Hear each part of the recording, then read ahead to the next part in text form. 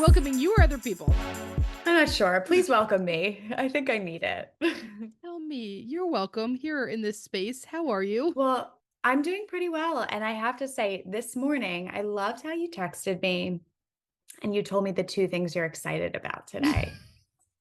I hope you do that every morning. Do you And want me to do that every morning to you? I would really like that. It just felt like a positive, way to start my day. And I had to sit and think about what am I excited about today? So it really got me thinking. And you said pumpkin spice lattes. Yeah. That's what you answered me with. Just But love mine the was like fall. one thing I'm excited about and one thing I'm excited to get the fuck over with. Right? Like I am like, Yes. sometimes it's okay to be like, oh my God, I get to like get this thing done that's been kind of weighing over my head and I don't particularly want to do. Right. And maybe 100. And maybe that's how people feel with dealing with people in their life that isn't doing the work. Wow, Did I there's the connect it? transition. You should be like a professional transitioner. We recently got a very negative podcast comment about my East Coast accent. What did it say? It was actually amazing. It Also, said like and this show would be amazing if it wasn't for the girl with the East Coast accent that talks so much. maybe they're talking about me. Do you think? Definitely not. Definitely not. There's no What they chance. don't realize is you want me to talk more. I'm literally Please. this Please. is Emily, so after we got that, Emily was like, that's it. I'm not talking in the next one. I said, don't you fucking dare. but like okay, why don't you have an East Coast accent? We grew up like 30 minutes from each other. It's kind of like the thing where we talk about because you're like 9 months younger than me, you're so much younger than me. And because I grew up 30 miles south of you, I have an You East are Coast accent. so much more East Coast than me. Yeah, it's a good question. I don't know, but listen, you are who you are. I just don't think people are talking about men's voices, right? I do not think men's Wow. podcasts nobody's like, oh, Joe Rogan's accent's so fucking annoying. They're like, people only make comments about women's voices and It's my true. vocal fry I and my mean, annoying accent. I don't know. I think your vocal fry is beautiful. Okay. And whoever said that to you can listen to a different podcast. Well, I think she said she was going to. Good, good. That's positive. That's positive. How do And we so get it? let's talk about how to deal with difficult people in your life. Wow. Who aren't doing the work. And Who so are and we are got just writing anonymous reviews. yeah, which we get, it's easier to It's hide fine. behind. I get it. It's valid. It's fucking whatever. You're having a fair. bad day. I'm a good person to take it Yeah. out on. I understand that in life. Fine. A lot of people said, right? We often write on Instagram, like, what do you want to hear an episode about? And tons of people wrote in, is like, well, what the fuck are you supposed to do? Y'all talk about like doing the work and how you do this. But what about people in our lives that don't, right? And there's that very funny meme that's like the majority of people that are in therapy are to deal with people in their lives that should be in therapy. Right. And how many of us feel that? Raise your hand while you're listening to this podcast. If you are watching on YouTube or any of actually YouTube's the only thing Just we're YouTube. on, you will see that both of our hands are raised. Even us as therapists. Yes. I'm wearing a rocker shirt today. Is that why? No. Wow, you are. Was that part of your Newly? No. I got this. I got this with you. Oh my God, is that the vintage one from the store in LA? Sure is. Wow, what band is it? She doesn't even fucking know. She definitely doesn't know the music. The Rolling Stones. I don't. Name one Rolling Stones song. I'm that girl. I am that girl. And I'm going to accept it. I will All right. admit it. All right. Okay. On topic. How the fuck are you supposed to deal with these people? How the heck are you supposed to deal with these people? What do you think, Jen? What do you got, baby? Start us off. So the first thing that comes to my mind is that if you're listening to this podcast, you're probably on your therapeutic journey, right? If you're like Some deep type into of this healing. podcast, you're into some type of healing. One of the hardest things that I think that comes up when you're on your healing journey is that you are learning so much stuff that is changing your life. You are seeing the world differently. You are seeing yourself differently. You're seeing your relationships differently. And it is changing the way in which you interact with the world. The tough thing about that is others in your life aren't at that same point. And so you're seeing this and you're like, oh my God, this is like, I need to tell everyone about this. This is so wild.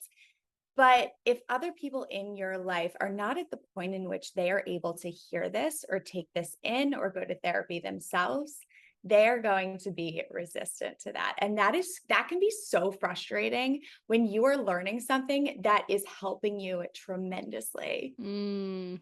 You know Hmm. what I mean? Well, it's like it also feels like these people are rejecting a whole part of you, right? Like if you're doing this stuff and you're feeling really proud of it, and then you feel like it's minimized. Somebody asked a question like, I really like this question. Someone wrote in and was like, "How are you supposed to get anywhere with them when they see your communication as being sensitive?" Hmm. So like you try to set up boundaries, you try to say something, and like, God, this is just you being sensitive. Jen, how many times you have been felt that in your life? My whole life. And okay, so I'm going to answer that one. Ready? The way in which I have learned to process that is that when other people are telling you that you're sensitive, what they are really saying is, I haven't done my own work enough to be able to process your emotions and to be able to sit with your emotions and to be able to hold space for your emotions. That Yeah. it isn't about you being too sensitive, it's about they haven't gotten to the place where they can sit with that. Mm. And they aren't able to sit with their own emotions. They aren't able to give themselves the space for their own feelings. And that's why when you express yourself, it's so much easier for them to shut you down by saying you're way too sensitive. Well, it's also one of those things I always think about, which is that like, right, like if I view everything I do as sensitive or I don't give myself any self-compassion, then of course when you come to me, I'm not gonna get hold any space for you for that. Right. But I also think about like times in my life where someone has said, like, oh, like you've hurt me, and it genuinely was intentional. It is so easy for me to be like, I had no idea. Right. Like I didn't realize this was a trigger for you. You know what I mean? Like it is so easy for me to be like, oh my gosh, like didn't even realize. Right. Now, the times that I haven't been able to take that from people is times that I did kind of want to upset them and that I was annoyed with them when they brought it up. Let's be Mm, honest, right? Like wow. nobody likes saying that part of herself, but like BS that you have Yes. never done something passive aggressive and then didn't want to take responsibility for your passive aggressiveness. Right. You're like, what are you talking? Well, isn't that the reason for being passive aggressive?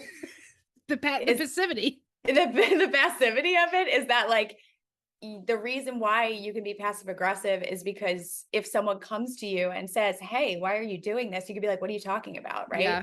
Where you don't take responsibility for it, which is why it is so much more difficult to go to someone who's being passive aggressive Yeah. and say like, hey, are you doing this? Because they can shut you down so much Yeah. easier. Okay, wait. So as you know, I'm so close to my sister-in-law. She listens to every episode. Hi, darling. I love you. Hi. And Hi. there's been so many times that she has felt like I was saying something about her. Like, so recently in the in-laws episode, I talked about like we can't do the holidays the same way this year. Like I had talked about this, and she was like, "Hey, like, was that your way of saying like, was that your way of saying like that you're not gonna be home for Thanksgiving, all this stuff?" And I was like, "Oh no, I'm sorry, you misread that. I was saying I won't be going to the other place."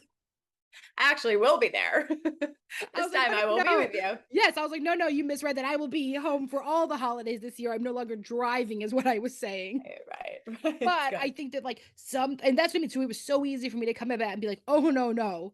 Like totally an accident, didn't see it. If that was me passive aggressively saying something, I would have probably been more defensive of like, I mean, as I said on the show, like I just haven't figured out the holiday plans.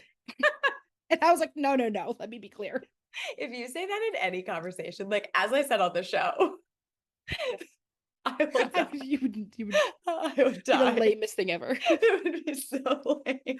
But so okay, right? So like that's one of the things. So like how somebody responds to you and reacts to you is a lot of information. And one of the Yes. things I have really been working on my own journey, we've been talking about a lot, is harden the inside, soften the outside. Right. And we have this idea when we think about boundaries that it should be hard outside, soft inside, right? I hold this hard boundary. It doesn't. I want you to think about actually switching those two things. Hardening the inside is like what Brene Brown talks about of like standing your sacred ground, but basically just like, I know for me what is right. And so the other stuff, I don't need to come out of like such like 100% all the time. Oh yeah. And I think that that can be such a hard, difficult thing to be able to hold on to. Um, and so I think you're right. And I think that there's, we were talking a lot about sensitivity, and we were talking about people holding space for you.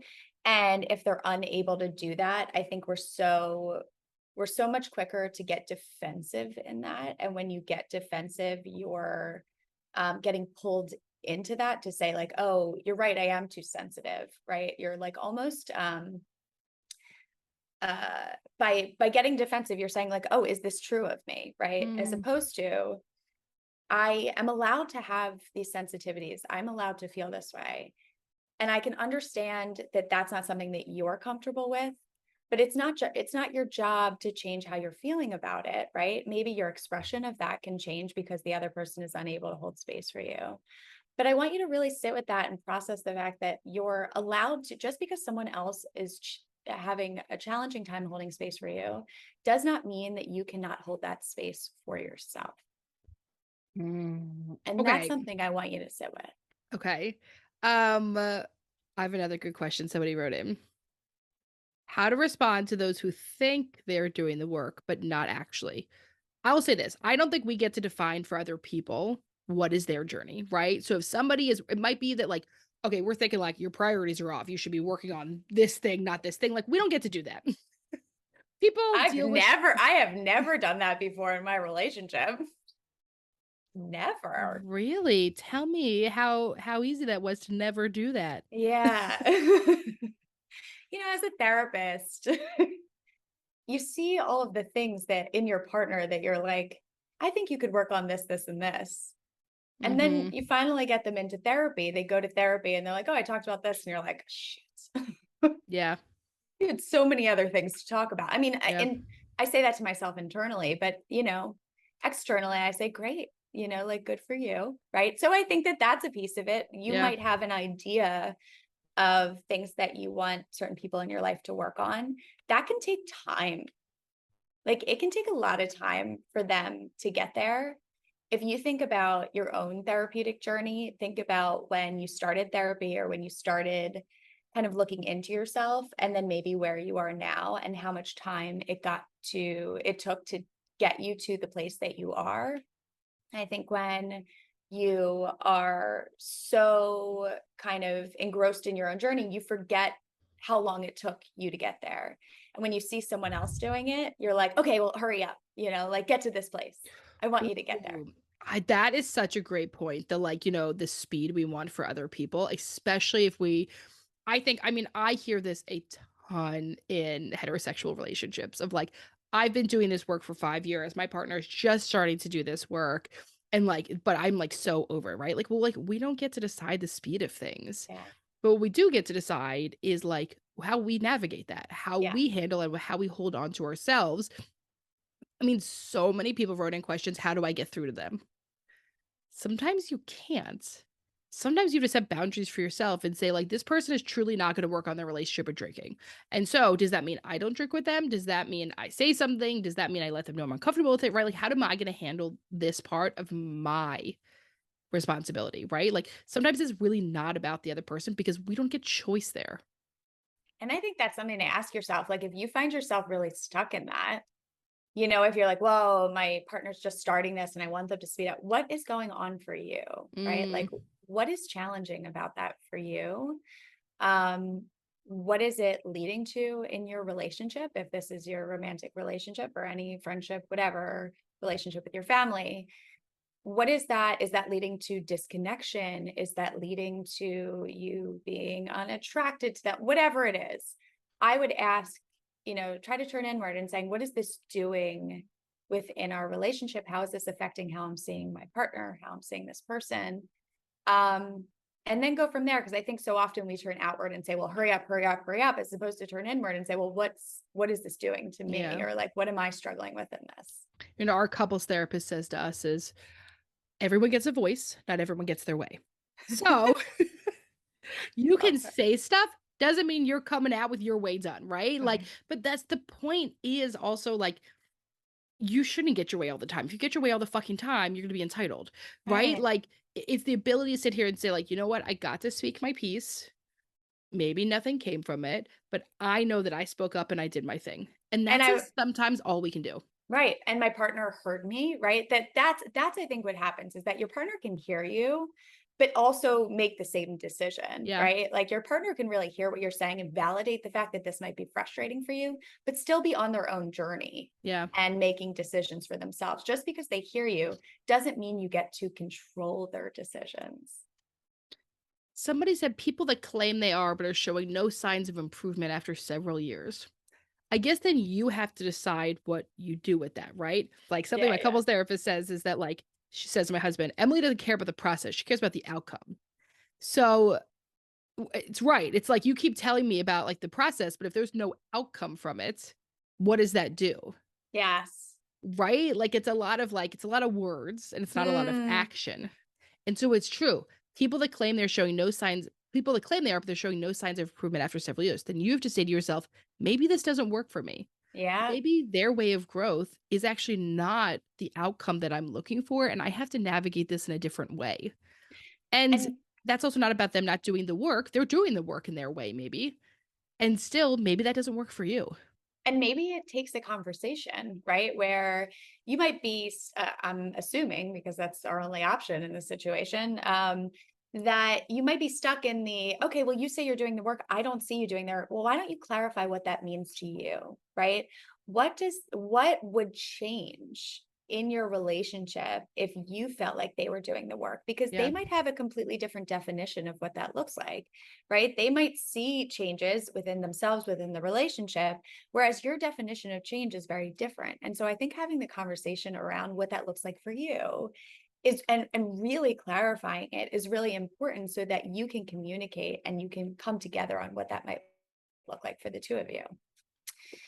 What else we got A going lot of on? questions about resentment, how to avoid Yeah. resentment, how to not feel resentment, how to not start becoming resentful. I mean, the amount of times I'm seeing the word resentment here is unbelievable. So that means Yeah. people are feeling a lot of resentment. Yeah. We hear it. We hear you. Everyone's asking about it.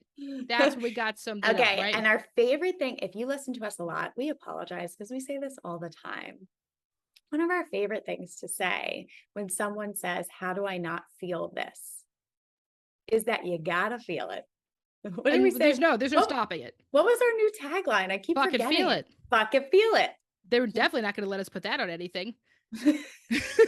Say. We got a really negative email. Wait, also, we got a really negative email a few weeks ago from a fellow therapist who told us how unprofessional we are for saying the F word, in which I sent her an email back and It was said, so nice. She was said, it? I said, yeah, what it was say? nice. You said, we're not for everyone. And then you said something very Handmaid's Tale-y at the end. Wait, You said okay. like go in peace or No, something okay. under his eye. Okay. As a reminder, I was raised Quaker, and it is if anyone else has been raised with Quakers or went to Friends school, they say this thing of like in peace. Like it's like a way that you like leave, right? And like so Love it. usually I sign off emails and I say like warmly Emily, but I was like, you want to know what? In this moment, I'm gonna say warmly in peace, right? I'm gonna start signing off emails You under thought it his was eye. Handmaid's Tale. You thought it was like some like under his She eye probably shit. she probably read that email. She was like, "Oh God, Right? She like this said is I way." mean, she sent us an entire thing about how unprofessional we are, and I was just like, okay, then like do not like Well, that is listen, fine. that's all right. You have your own work to do if that makes you uncomfortable, right? It's the same sensitive situation. It made her uncomfortable. It brought something up for her. Yes. She turned it on the podcast as opposed to being like, well, what is this about me that this is making me uncomfortable? And I feel, what internalized messages do I have about being a professional? Right. No, And instead she was so like, you know what that's I'm what gonna do is I'm gonna I email this random podcast at 7 in the fucking morning. yeah. And I mean, because that was her choice. And her so I say choice. this with people. I was driving with Nikki home. She loves this. And I think she's taken it with her. And I hope she's listening to this. And she obviously is because she She listens doesn't to have a everyone. choice. It's her She doesn't have a job. choice. It's her job. But we were in the car driving home from Westchester. Someone cut us off and they were like beeping at it. Was just maybe they gave us the finger. And Nikki was like, Mm. what the fuck? And I said, they have their own demons. And she loved that. She's She taken it loves with it. her Yeah. ever since. And I think that's Was something it me? could you could you imagine if it was you? I will also say I actually never honk at anyone. Like Yeah. you know what I mean? Like if anything, I would pull up next to the driver and I would do one of these. Ah! I would be like, I'm so sorry. It's like when someone bangs into me. It's like someone like body checks me and I'm like, oh, so sorry. I was in your way. Like I should get that. I need to work on that in Yeah, that's therapy. something. Okay, so let's talk about avoiding resentment, right? One, you can't avoid it, but you can communicate it. You can also check in. It's giving you information. If I am feeling resentment, what is that saying? This feels unbalanced. This feels unfair. This feels, I feel hurt about this. I feel rejected. Like, what are the feelings that are like underneath what that resentment is? And what is the point and function of that resentment? Often, I believe it's self-protective. If I hate you, if I hate this part of you, then it doesn't hurt when it keeps showing up. So it's a great way to actually, so I actually think feeling resentment is a way of not feeling disappointment and grief. Oof. Say that again. I think please don't make me do that. Very anxious right now. Where's resentment on the feelings wheel? Yeah, it's a good I'm question. gonna find it. You say feeling resentment is a way to not feel disappointment and grief, right? Yeah, It's protective for you, that it's it's almost like anger. it's anger, right? It's like a top layer emotion. Mm-hmm. And I think what happens too, right? If we're talking about in our relationship, I'm keep thinking this is like your romantic relationship because I think this is where it comes up, Yeah. the most besides your like familial relationship. Um, that sometimes we like if our partner's not doing the work and we're doing the work and we want them to do more work on themselves, it comes out more, we express it more in the face of resentment as opposed to sitting down with them at some point and be like, hey, listen, I'm really unhappy. Like I need to let you know I'm really, really unhappy. Like these parts of our relationship are really affecting me. And we need to talk about what we do about that because I really feel like I'm doing a lot of work in therapy.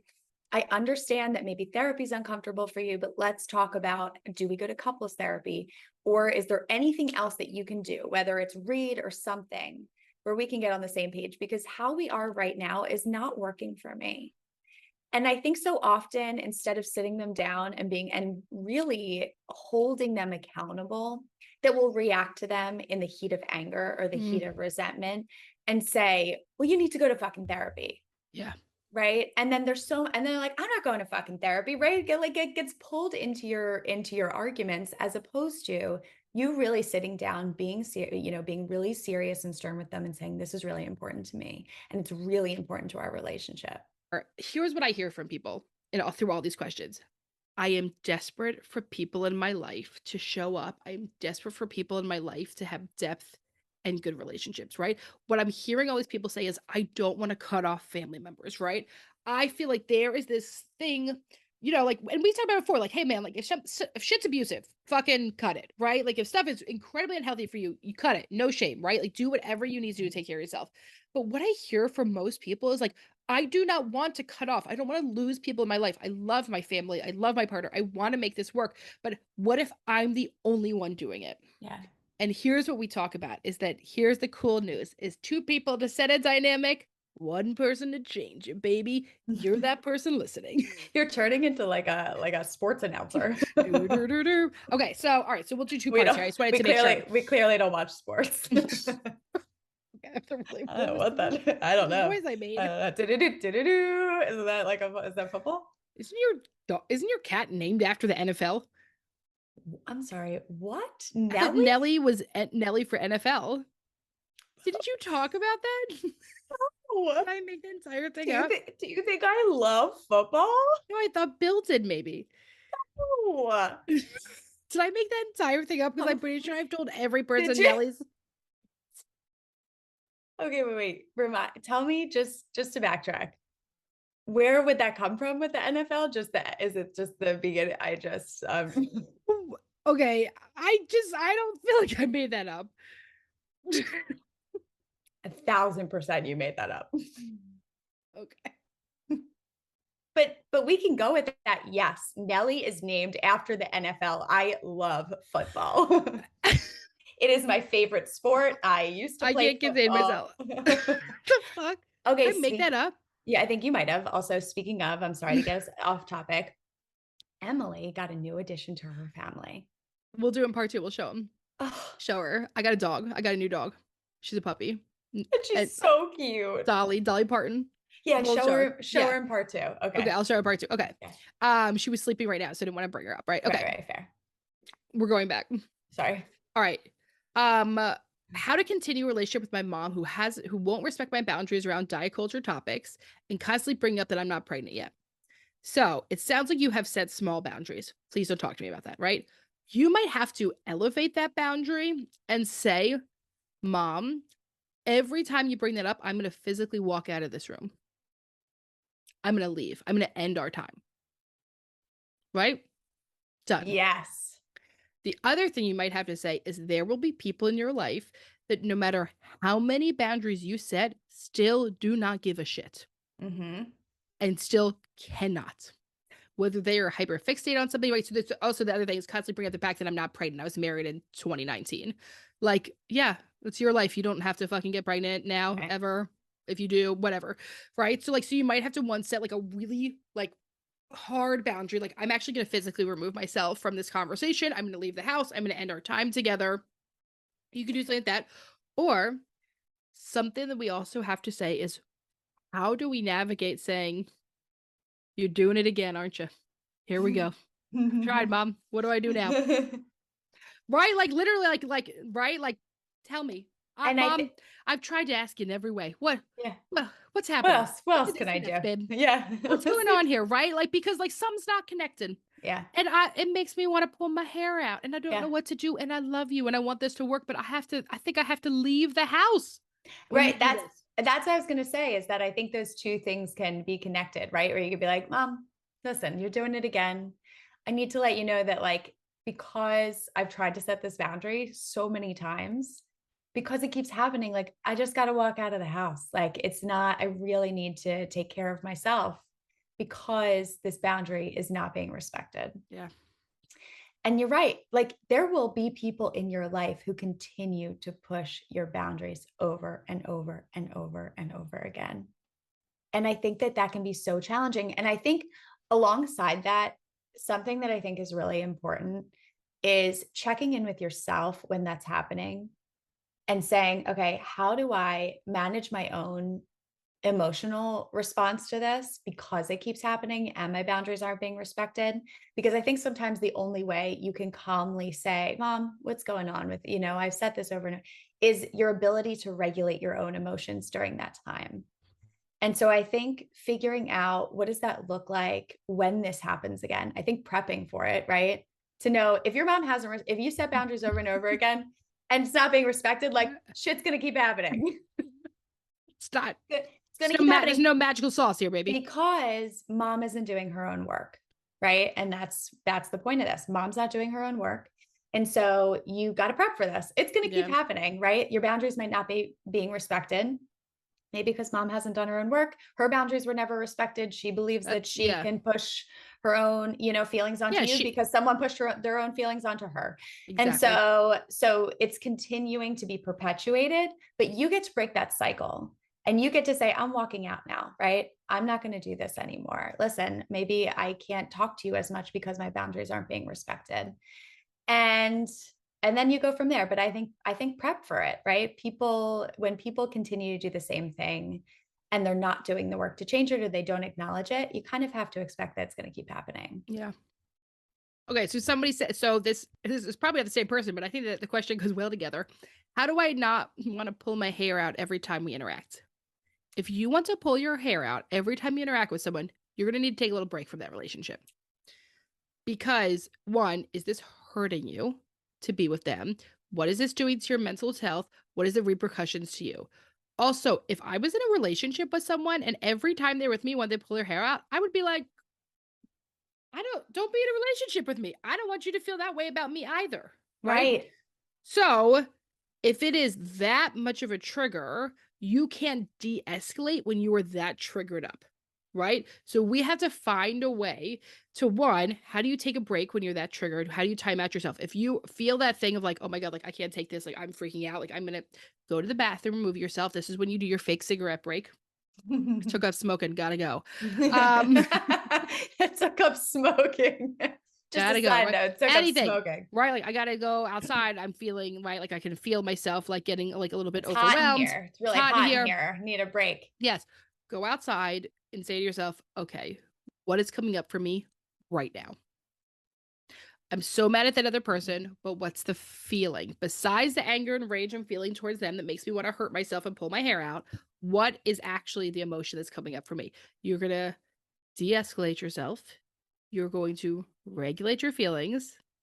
And then, am I able to re enter? And if you are not, then go home for the day. Mhm. Figure it out. Take a break. Figure a longer thing. You want to know what? I'm actually like, I'm so overwhelmed. I need to go take a shower. Give yourself a 30-minute break, right? Sometimes you don't Mhm. de escalate down at 5 minutes. Sometimes it's 10, it's 20, it's 30, it's 40. But you have got to be responsible of how you take care of yourself in that situation. And if it is the same thing every time that you're that triggered, it is time for a break. That doesn't mean a cut off, it means a break. There should be I don't know if it's like a fidget toy or something where you can pull hair out. You know, like the pimple That's what popper? that's what you got out of that. Yes. That is that. Probably already invented, dude. I feel Everything's like invented. I feel like there should be something where you could Well, you get could just get a because fidget toy. yeah, a fidget toy or something, but there's something about I don't know, like Well, so it's trichotillomania, right? Like, yeah, like there's something very gratifying with about that that calms you. exactly. And there's thinking about, when you want to do, you're trying to get energy out of your body, right? Your brain is sending you stress signals to the rest of your body. And that is where that feeling is coming from of like, I Yeah. need to pull something, I need to get this energy out. And so what we're saying is you're going to complete the stress response cycle by going outside instead of pulling your hair out, by de-escalating yourself by going your hair out, by buying a fidget toy where you can pull the hairs out.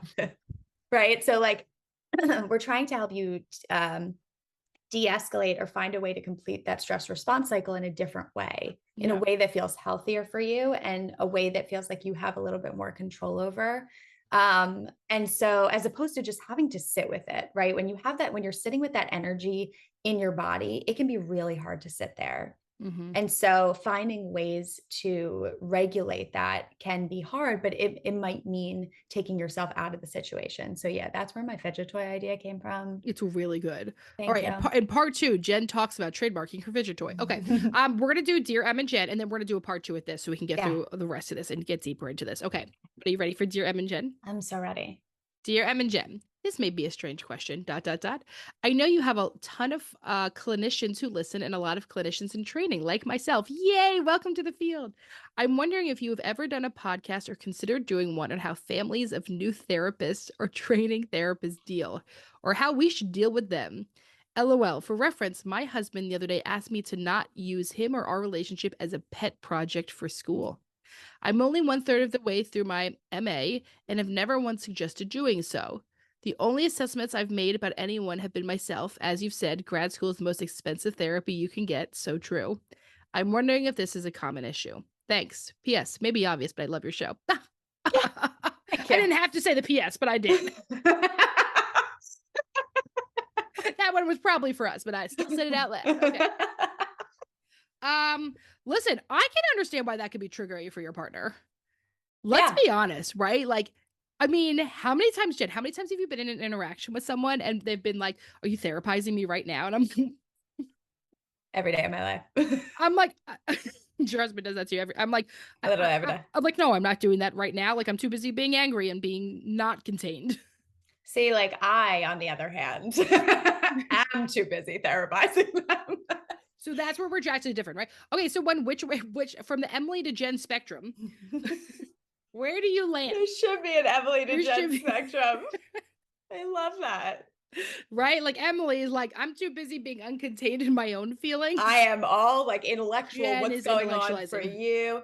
And so, yeah, that's a good question. Where do you fall in that spectrum? Okay, so one, yeah, can your partner feel it for you? Because I also do think at the beginning, I think in grad school, if I'm being perfectly honest, I was using my family and myself as a pet project. You don't have anything else Same. to use it. You don't. What other choice you got? Also, they ask you to. You got to write about your shit and You your got to family all the write about time. all your shit. I personally was really struggling in grad school with interactions with my family the more I found out. You Yeah. find out so much that you didn't see before. And it can be really painful for those things to come up. Yeah. And if you're still interacting with your family in the same way, it's almost impossible to be able to emotionally separate that because you're doing the work in grad school. Yeah. And so I guess one thing I want to say is like, it's okay in a way that you're doing the work and that it's going to come out in your interactions. Yeah. I think that that's only natural, but it's also natural when you're learning something about yourself and about your family and you're changing something that your interactions are going to change. And the way in which you function in your relationships is also going to change, and the people in your life also have to adjust to that. So it is going to cause it is going to break the homeostasis in your relationships. It just is. Yeah. And Mhm. go ahead. No, well, that's one of the things I always think about is like at the time, right? 2 years. It's such an intensive. Our program was Mhm. 2 years because they didn't give you a choice to do a part time. Like we had like Yeah. part of a requirement of our grad program was like you had to do full time year round. And I think we also required that of our interns. I'm like, oh, it's so intense. I'm like, oh wait, is that part of our qualification to work for us? Okay. Actually, Um, I don't think so. I'm not sure. We'll have to ask Um, Amelia. well, ask Amelia that question. Okay, so like here's what I think. At the time, those 2 years were so fucking intense, and you're learning so much so fast. But now that we're all these years out, it feels like it was such a small piece, right? Like everything that I've learned since then, all the other reading you do, all the other like certifications you do and other stuff, all the stuff you learn from your colleagues, from your clients, fuck, even from the goddamn internet, right? Like I learned shit from social media, Oh like yeah. I just feel like there's so much more. So here's what I would say. I want you to tell yourself that this is a drip in the glass. It's an important glass. It's a foundational part of the glass. It definitely covers the bottom, but it's not filled yet. Yeah. And so the things that you are feeling and the overwhelmed and all this stuff, I want you to say to yourself, this is 2 years out of many. All the stuff I'm learning now, it's foundation, but it's not everything. And so, yeah, that's also intense for the people around me as well. And I think at the time I was so focused on me, I didn't see how it was for other people. Right? That probably didn't feel now, I was in a really unique situation in my relationship that my partner we was at grad school far away in a different city.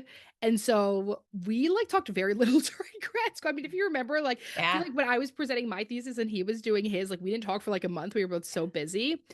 And so for me, it was like a really individualized experience and it was like kind of far away. But I was really triggered by a lot of my family stuff during that time. Me too. And so that was tough to move through that, and now I feel like separated it. So it is like part of things to say is like, how do I like kind of breathe through this 2 years Hmm. and navigate this and know that like it's a drip. That was so beautiful. That's all I have. Thank you so much for tuning in to today's episode of Shrink Chicks. We'll see you back here next week for another session. In the meantime, if you want a question answered or a topic discussed, follow us on Instagram at ShrinkChicks. And if you're looking to get connected with a therapist like us to start or continue your therapeutic journey, visit thetherapygroup.com. Just fill out a contact form on our website, and we will personally match you with one of our amazing therapists. And for all of our therapists and group practice owners out there, we also offer group practice consulting. And if you're looking to support yourself further and support our show, check out our amazing merch options at shrinkchicks.com/merch and our Know Yourself, Grow Yourself journal on Amazon. Also, if you'd be so kind, we'd love a rating review and for you to share with a friend or an enemy or a mother-in-law, honestly, whoever needs it, so that we can keep reaching more people on our mission to bring mental health topics to your ears every week. Thanks for being here with us. And don't forget to grow yourself. You got to know yourself.